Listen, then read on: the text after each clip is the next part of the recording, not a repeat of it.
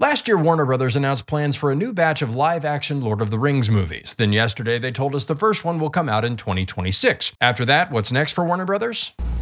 Death. Now, I know what you're thinking. Didn't we just get an entire Lord of the Rings TV series on Amazon? Yes, we did. The Rings of Power spent roughly $1 billion, and the show has had a 37% completion rate in the US and a 38% audience score on Rotten Tomatoes. But this new movie won't be a remake of anything involving the main Frodo and the gang storyline. It will be a spin-off focusing on Andy Serkis's Gollum. That's right, they're making a spin-off about the little twisted goblin man, or as TV viewers know it, Joey. The studio revealed that the movie will be directed by and star Serkis in his iconic titular role. You may also know Serkis from his turns as King Kong, the main ape in the new Planet of the Apes movies, and the bear in the Netflix Mowgli movie. He also did a new version of the Lord of the Rings audiobooks, but he seemed to be a little confused about the process. More details on the movie later, but for now, let's talk about the guy who's ultimately behind this, Warner Brothers Discovery CEO David Zaslav, seen here watching an orc chop down a tree. GQ magazine called Zaslav the most hated man in Hollywood. And I get Hollywood hates Zaslav, but can't we give Mel Gibson anything? In 2021, Zaslav took his first job in scripted entertainment, president of Warner Brothers, which is like if your first job in the church was being elected pope. And now the popcorn pontiff is here to reinvigorate Tolkien's world.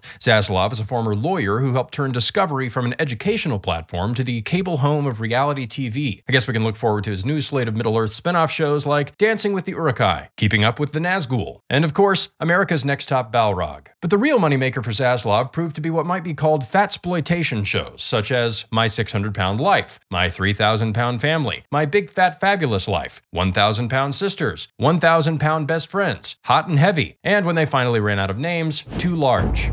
He became a cable giant by making shows about giants. I don't want to get malnourished either.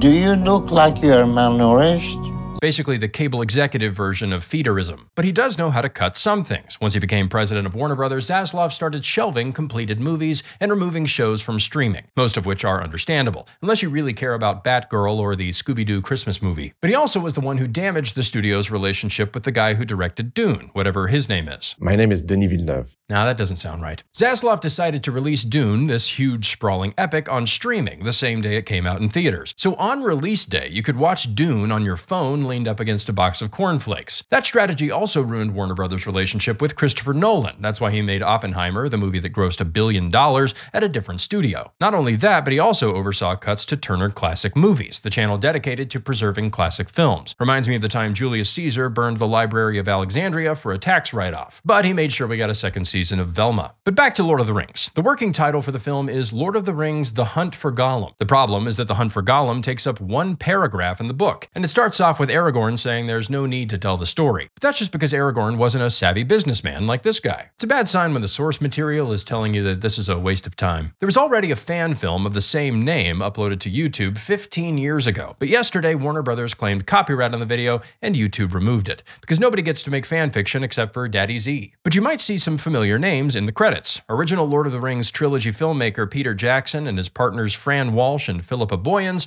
are producing the movie and will be involved every step of the way. So they got the folks who made this 9-hour slog out of a book that's only 300 pages long, teaming up with the guy who made 18 shows about the morbidly obese. If you eat less, you lose weight. I'm not eating. And this is for Freddie.